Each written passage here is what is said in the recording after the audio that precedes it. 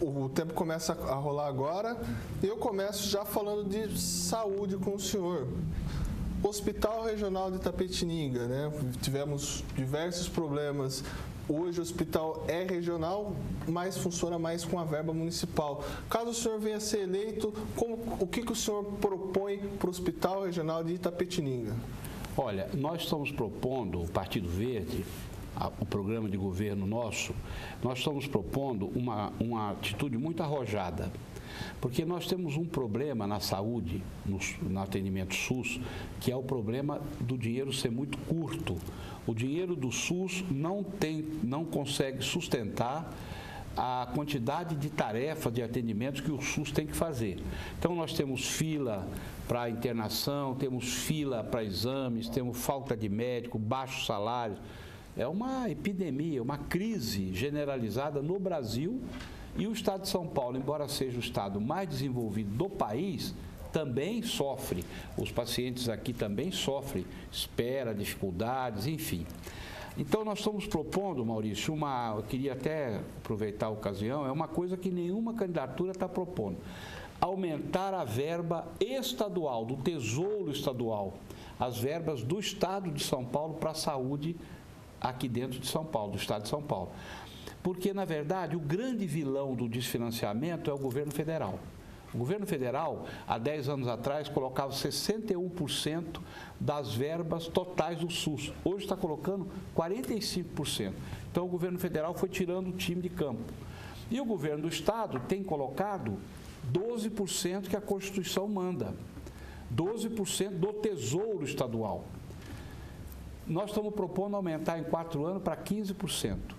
Isso daria um aumento em 4 anos de 5,6 bilhões de reais. Olha a quantidade de dinheiro que nós estamos propondo aportar para a saúde do estado. Como que a gente gastaria isso? Nós gastaríamos isso fazendo parceria com os prefeitos, com as prefeituras, para aumentar o atendimento do Programa de Saúde da Família no estado de 37% para 60% de cobertura. Seria uma revolução. E o dinheiro dá para isso.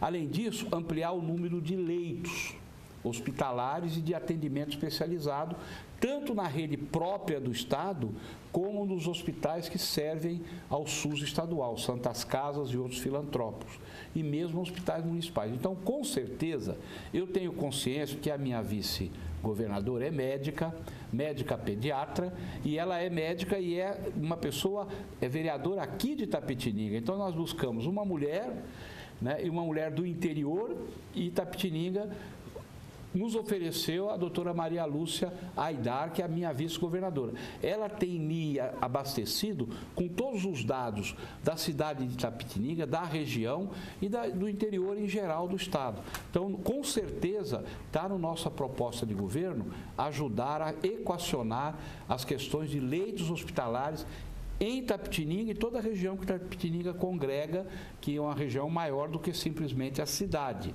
Tem outros municípios e tudo mais, tanto é que o hospital se chama Hospital Regional. Com certeza, nós vamos investir e o estado vai pôr sua parte no Hospital Regional de Itapetininga. Candidato, mudando um pouco a pauta do nosso bate-papo, falando agora sobre a questão de segurança pública. Recentemente, alguns correligionários do senhor votaram em favor ou são favoráveis à privatização da Fundação Casa. O que o senhor pensa sobre isso? Caso o senhor venha eleito, o senhor manterá essa política hoje assinalada de forma positiva pelo PSDB? Veja bem, eu acho que você privatizar gestão em segurança pública é muito temerário. Você pode privatizar serviços, privatizar determinadas atividades. A gestão tem que ser, como a saúde, como a educação, tem que ser de responsabilidade do governo, tem que ser pública a gestão. Eventualmente, você pode um equipamento ou outro, o termo não é privatização, o termo é terceirização para organizações sociais que tenham expertise. Isso já acontece na saúde.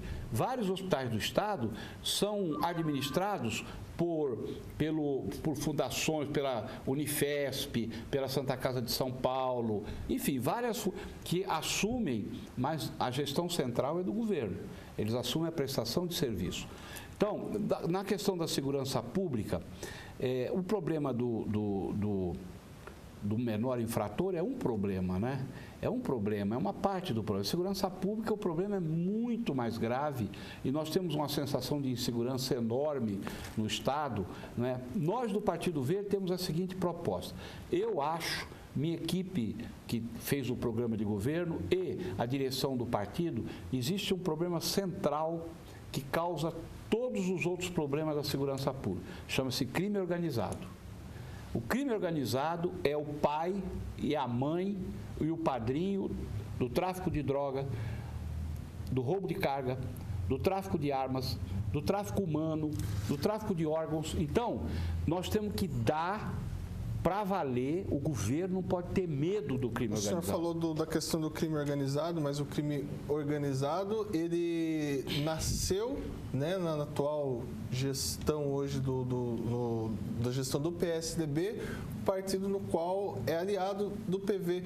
Por que não foi possível impedir esse avanço do crime organizado em São Paulo? O PSDB, o PV participou durante 3 anos agora do governo, na Secretaria de Recursos Hídricos. O PV não teve nenhuma posição em nada da área de segurança, nunca deu opinião nisso aí, na área de segurança. O que a gente observa é que o crime organizado cresceu muito no estado de São Paulo e no Brasil. Se enraizou. Hoje a gente observa que comandantes do crime organizado dirigem as suas quadrilhas de dentro dos presídios do estado através de um celular. Então, a primeira coisa que o governo tem que fazer é desmantelar o crime organizado, tomar o celular do chefe da quadrilha. Não é possível que o sujeito preso num presídio do Estado comande a sua quadrilha dentro do presídio através de um telefone do que quer que seja. E, além disso, nós temos que trabalhar para integrar as polícias, militar e civil. Hoje elas trabalham muito separadas. O governo tem que chamar as polícias, integrar as polícias, trabalhar as duas polícias juntos. Inteligência, investir muito em inteligência. Só agora, nos últimos tempos, chegaram nos presídios de São Paulo os tais dos bloqueadores de celulares. Só agora. Não faz um ano que está chegando. O problema é muito mais antigo. Então, aplicar dinheiro da inteligência para que a polícia seja mais inteligente do que os bandidos. Tá certo? O senhor falou da questão da inteligência. O senhor, caso venha a ser eleito, o senhor iria propor a unificação das polícias? Eu sou favorável à unificação das polícias, mas o governador não pode fazer isso. Por isso depende de lei federal, é o Congresso Nacional. Eu sou favorável a ter uma polícia só. Mas eu não posso, como governador, prometer para o eleitor que eu vou unificar as polícias, porque não depende de mim. Agora, unificar é uma coisa, integrar é outra. O governador é o comandante das duas polícias, da civil e da militar. Se ele é o comandante, ele tem que chamar o delegado-geral aqui e o comandante do PM, o coronel, o comandante da PM aqui, diz, olha, vocês dois aqui, sob o meu comando, vão trabalhar juntos. O que a gente vê hoje é as duas polícias separadas e até certo ponto competindo umas com as outras. Então, isso é por quê? Porque a gestão não está integrada. Então, nós queremos que integre, no nosso governo, a gente vai fazer todo o esforço para as polícias trabalharem juntas. Se vier a unificação de Brasília, é melhor. Por último, qualificar e melhorar o salário dos policiais. Fazer o concurso para prover na Polícia Civil, sabe quantos policiais civis faltam no estado de São Paulo? 12 mil. 12 mil. As delegacias não tem gente para pôr na rua, faltam 12 mil. Tem 24 mil, 23 mil policiais civis, faltam 12 mil para completar o quadro. Fazer o concurso, completar o quadro da Polícia Civil, enfim. Agora, a política mais correta, e você me perguntou da Fundação Casa, Maurício, a polícia mais correta é investir no social. Eu acabei de vir agora de uma entidade do Ruela, né, que toma conta de 200 crianças, ensina essas crianças ensina a técnica agrícola, para eles serem agricultores com conhecimento. Ele estava dizendo para mim, ele não recebe dinheiro de canto nenhum, ele trabalha sozinho. é um herói. Por que o governo do Estado não faz uma linha de financiamento? Eu fui um outro local ali, que era um local de idosos, a mesma coisa. Então, a área social, você tem que investir forte na juventude para tirar a juventude da mão do tráfico. A juventude nossa hoje, você sabe como é, né? Deixa eu mudar um pouco a nossa linha de conversa. Eu queria perguntar, caso o senhor venha a ser eleito governador do estado de São Paulo, o senhor incluiria Itapetininga na região metropolitana de São Paulo ou incentivaria que o município fosse sede de uma região metropolitana? Eu acho que Itapetininga, ela tem história, tem tradição histórica, é uma cidade com tradição histórica. Muita coisa do estado de São Paulo nasceu aqui, certo? Dos velhos tempos. Da fundação da cidade. E ela tem uma característica, ela pode ser um polo regional, sim. Ela pode ser um polo regional com uma característica diferente, por exemplo, de Sorocaba. Né? Qual é a característica aqui diferente? Primeiro, que é uma região o maior PIB agrícola do estado de São Paulo. Então, a produção agrícola aqui é imensa. A vocação dessa cidade é uma vocação, ela vem vindo com a vocação agrícola e não tem incentivo. Segundo, que é uma região de muita mata, de muita água, de muita beleza natural. Então, o governo do estado tem que ter um olhar para o turismo, incentivar a indústria do turismo. Tem países do mundo que vivem exclusivamente da indústria do turismo. Vários países que a gente sabe.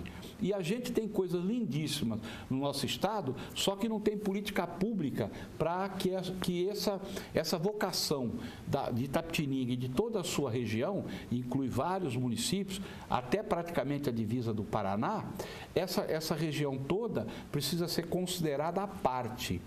Então, eu acho que numa política de incentivo, eu ficaria com a possibilidade de Itapetininga ser ela um polo aglutinador dessas políticas que eu acabei de falar para você, com apoio do governo do estado, com financiamento, com orientação técnica, com parceria que hoje parece que é muito...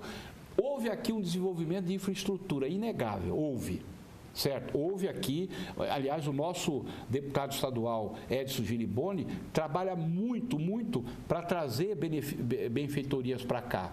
Inclusive, ele tem uma lei na Assembleia para diminuir o SMS de algumas cidades que o SMS é muito alto e redistribuir para cidades, para regiões como, por exemplo, a região de Itapetininga. O senhor falou do ICMS, por exemplo, o senhor daria um desconto no ICMS, em impostos para empresas da agroindústria? Porque, por exemplo, Itapetininga hoje tem o maior PIB agrícola do estado, terceiro maior do Brasil, mas não há divisão de renda. Sou favorável a isso.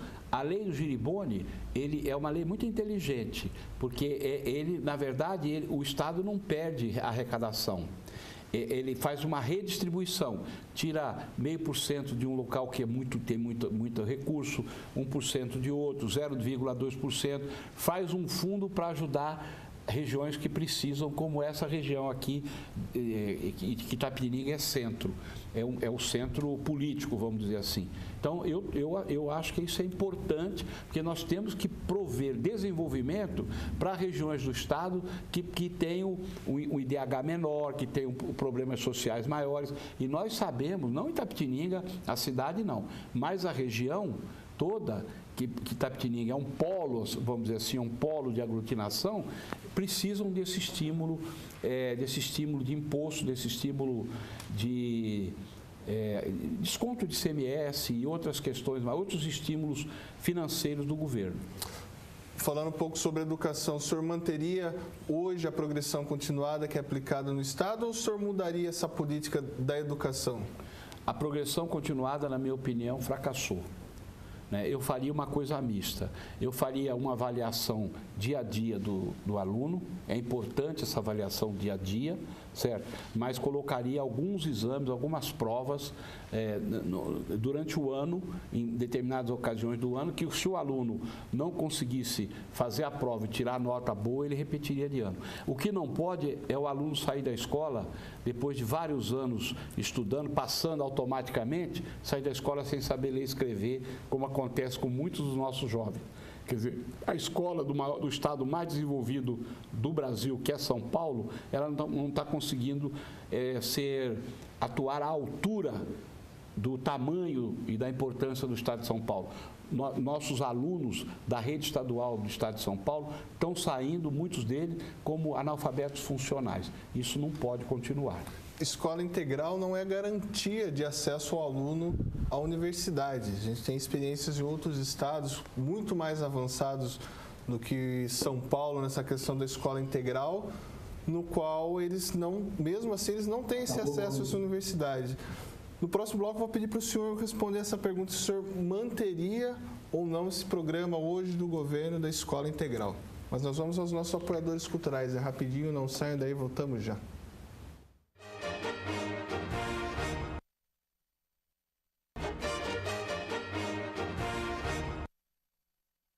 Voltamos em Itapetininga com mais um bloco do programa Telescópio. Hoje aqui a entrevista com o candidato ao governo de São Paulo, Gilberto Natalini, do PV.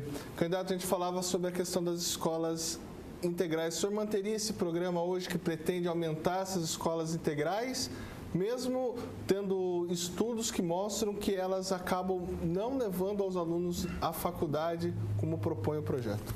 Olha, antes de responder a sua pergunta, só dizer que está aqui conosco a nossa vice-governadora, vereadora de Itapetininga, Maria Lúcia Aidar, uma médica muito legal, gostei muito da indicação dela, representa muito bem aqui a cidade. Está o nosso candidato a senador, Cacaverá, que está sentadinho ali, que é um índio tapuia, escritor reconhecido internacionalmente na ONU, representante dos índios e dos brancos e dos negros. Ele gosta de fazer a junção de todas as raças.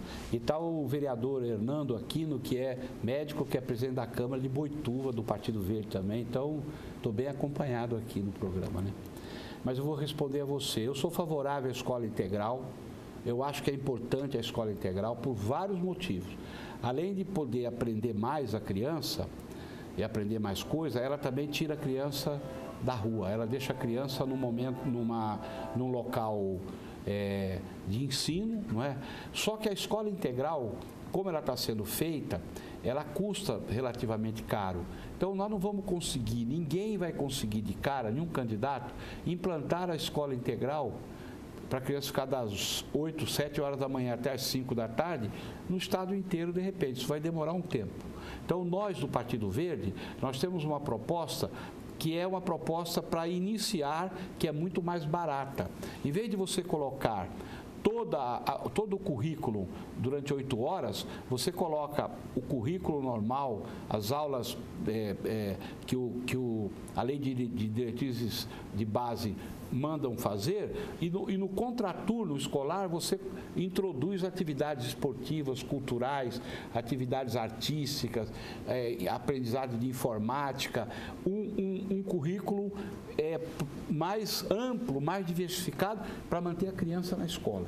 E gradativamente você vai adaptando as escolas do Estado para ser escola de tempo integral. Mesmo com esse dado que você deu, que é o dado que não garante que a criança vá para a universidade, aí tem outros fatores.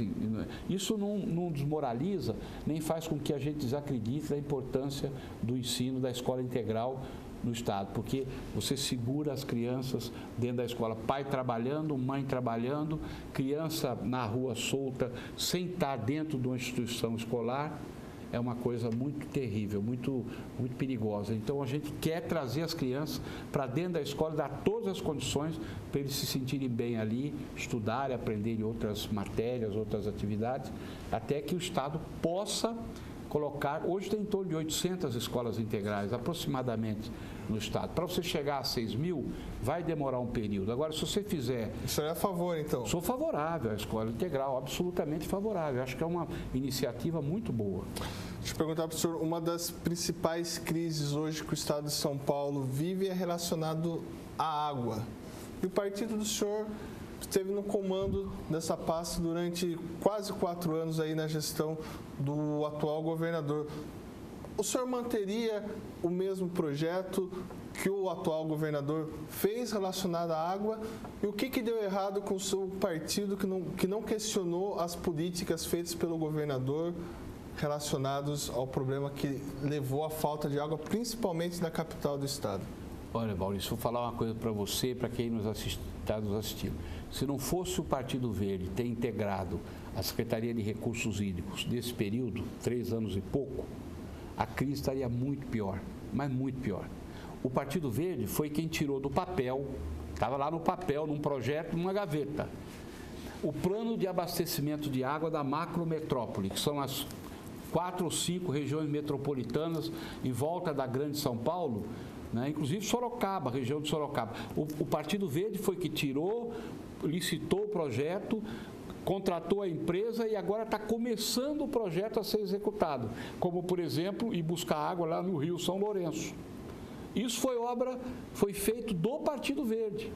Então, eu acho que a gente deve também reconhecer que o partido colaborou para diminuir, para minorar a crise da água. Além disso, foram implantados em 100 cidades, 100 municípios de São Paulo, onde a Sabesp não atua, o projeto Cidade Limpa, que tirou o esgoto das cidades dentro dos cursos d'água para deixar a água limpa, para poder oferecer água para ser tratada para as pessoas beberem. E, além disso, um terceiro projeto importantíssimo. Tinha muitas ruas em São Paulo, na Grande São Paulo, em grandes cidades, que tinham esgoto e a pessoa, por não ter dinheiro, não ligava o seu esgoto na rede, continuava jogando o seu esgoto no córrego. Então, foi feita uma ação que o Partido Verde implementou lá, para quê? Para financiar a ligação das pessoas que comprovadamente não conseguem ligar seu esgoto. Então, o Partido Verde fez sua parte. Agora, é óbvio que o secretário de Recursos Hídricos, que era o deputado Giriboni, que foi um grande secretário, ele era um secretário, ele era um assessor. Quem tinha a caneta para assinar o orçamento, quem dava a ordem era o governador. O secretário chega e fala, ó, quero fazer isso, isso, isso. O senhor topa? O governador diz, topa, não topa, entendeu? Então, o Partido Verde não era o governo, era uma parte e fez muita coisa com respeito a essa crise de fornecimento de água que nós temos aí. Fez mais do que, inclusive, a gente acha que poderia ser. Fez muita coisa. Então, e nós estamos com a consciência tranquila da contribuição que o PV deu para diminuir o impacto da crise. O senhor é a favor da transposição das águas do Vale do Ribeira para São Paulo, para evitar esse eventual problema? Não é questão de eu ser a favor ou ser contra. Não vai ter outro jeito. São Paulo não tem mais de onde captar água. Agora, não adianta só ir buscar água longe, nem fazer grandes reservatórios. Isso é importante, essas obras grandes, essas obras monumentais, é importante, Maurício. Mas nós temos que fazer outras coisitas que muita gente não fala. São Paulo só trata 50% do seu esgoto. 50% do esgoto produzido no estado vai in natura para os córregos e cursos d'água. Então, um governo do Partido Verde investirá pesado para a gente retirar esgoto de dentro dos rios. Nós estamos matando os nossos rios. A metade do esgoto vai para dentro dos rios, vai para dentro dos cursos d'água. Segundo, não há reuso de água praticamente no estado de São Paulo. Eu tenho uma lei em São Paulo, não se lava a rua em São Paulo, a prefeitura não lava a rua com água limpa, com água potável, lava a rua com água de reuso. Lei minha, uma lei simples. Bilhões, bilhões e bilhões de litros de água potável economizado nos últimos 10 anos. Nós vamos colocar isso no estado inteiro, reuso de água. Eu não lavo o quintal da minha casa com água potável. Eu pego a água da máquina de lavar e uso para lavar o quintal. E você pode reusar água na indústria, no comércio, nos serviços, no poder público e dentro da casa da gente. Isso o governo do Partido Verde vai fazer, o reuso da água. Mais do que isso, captação de água de chuva. Quando chove muito, a água vem, a gente desperdiça essa água. Você pode fazer captação, tanques de captação, é possível, tem tecnologia para isso. E o mais importante de tudo, Maurício, todos nós achávamos até há pouco tempo que a água não acabava. O Brasil tem muita água. Então, o paulista gasta 180 litros d'água por dia. O alemão gasta 80, o francês gasta 90, o italiano gasta 95. A culpa é da população? Não é culpa da população. Isso é um problema de conscientização. Eu chamo isso, e o Partido Verde chama de educação ambiental. Não estou pondo culpa em ninguém, não é nem da população, nem de ninguém. É um costume que tem que mudar, Maurício. Esse costume tem que mudar como? Quem que tem que puxar o exemplo? Quem que tem que fazer campanha na televisão? Quem que tem que conversar? Se o PV fosse o governo do Estado agora, se eu fosse o governador, eu estaria na televisão falando assim, pessoal, economiza água na torneira, porque a água é um bem que nós estamos com um problema, vai faltar água e tal. Então, isso o governo não faz, fica se escondendo, entendeu? Se escondendo, fazendo jogo de gato e rato, e o povo... Agora, nós faremos uma campanha de conscientização para economizar água dentro de casa na torneira. É obrigação do governo fazer isso. Candidato, mudando um pouco a pauta da nossa conversa, uma das questões bastante discutidas é a questão da guerra fiscal entre os estados. São Paulo perdeu diversas empresas, principalmente para Minas Gerais, com uma política fiscal mais efetiva. Como que o senhor agiria para manter as empresas de São Paulo para que elas não migrem para outros polos? A guerra fiscal é uma coisa fraticida, não é verdade? Muito ruim, mas ela está apensa a uma coisa maior, que é o sistema tributário brasileiro. Então, se nós formos governo, nós vamos jogar pesado. Sabe qual é a proposta do Partido Verde para imposto no Brasil? A proposta do Marco Cintra, imposto único. Imposto único, um imposto só. Daí a gente acaba com essa história de guerra fiscal, acaba com injustiça de cobrança de imposto, entendeu? A proposta nossa do Partido Verde é uma reforma tributária caminhando para o imposto único. E daí a gente faz a redistribuição em termos de Estado. São Paulo é muito penalizado pelo resto do Brasil, porque diz assim, vocês são ricos, vocês não precisam de mais dinheiro. Só que, o que acontece? Os maiores bolsões de pobreza que existem no Brasil, vários deles estão dentro do estado de São Paulo. A cidade de São Paulo tem áreas de pobreza piores do que outras regiões brasileiras. Então, a nossa proposta para essa questão da guerra fiscal, que o nosso candidato a presidente, Eduardo Jorge, está defendendo, chama-se Imposto Único. É a bandeira do Partido Verde para a questão de imposto no Brasil. O senhor, caso venha a ser eleito, o senhor mexeria na questão dos pedágios, hoje na política que é aplicada no Estado relacionada ao pedágio? Gastamos quase R$50, por exemplo, para irmos de Itapetininga a São Paulo. Eu mexeria. Eu mexeria. Eu não vou fazer demagogia aqui e nem vou mentir para ninguém dizendo que eu vou entrar lá e acabar com o pedágio. Quem vier aqui falar isso está mentindo. Nenhum governador tem condição de acabar com o pedágio, senão ele vai acabar junto com as estradas. São Paulo tem as melhores estradas do Brasil. Se fosse depender do dinheiro público para investir, nós teríamos as piores. Então, eu não vou mentir aqui para você, Maurício, que é um jornalista respeitabilíssimo, nem para o telespectador. Agora, o que nós vamos fazer? Nós vamos pedir uma minuciosa auditoria nas contas das empresas de pedágio. Porque eu acho, sinceramente, que tem gordura nessa história. E não é pouca. O pedágio é muito caro. Certo? Muito caro. Então, nós vamos auditar e se houver gordura nos contratos, nós vamos cortar para diminuir os pedágios. Acabar com os pedágios, eu acho que é uma promessa mentirosa de campanha. Eu não vou fazer isso aqui porque eu nunca na minha vida menti em política, eu não vou agora com 62 anos, né? Mas diminuir pedágio eu acho que é possível. Diminuir, racionalizar, entendeu? Entrada de cidade, saída de cidade, você pôr pedágio só para cercar o pessoal da cidade que entra, é uma covardia. Isso é uma covardia. E as empresas de pedágio estão muito saidinhas, estão mandando demais. O governo deixou um pouco a corda meia solta. Então, o governador tem que chamar aqui, as contas. Vamos ver aqui. Quanto arrecada e quanto está gastando. Quanto está sobrando. E aí, tesoura, diminui o pedágio. A população vai gostar disso. Nas disputas eleitorais, tanto para o governo estadual como para o governo federal, diversos candidatos se colocam como a nova política, como a terceira via. Eu pergunto ao senhor se o senhor se vê dentro dessa lógica e pergunto se é possível essa nova via conforme hoje a política que nós temos a organização política que nós temos hoje no Brasil. Eu nunca me considerei da velha política, nunca, porque eu não sou. Eu perdi a liberdade no tempo da ditadura várias vezes, fui torturado, tenho menos audição nesses dois ouvidos de choque elétrico que me deu o coronel Ustra dentro do DOI-CODE, lutei, quase perdi a minha vida, faltou pouco para o Brasil ganhar a liberdade, ganhar a democracia, para a gente ter direito a votar, para eu estar aqui na televisão fazendo essa conversa com o telespectador.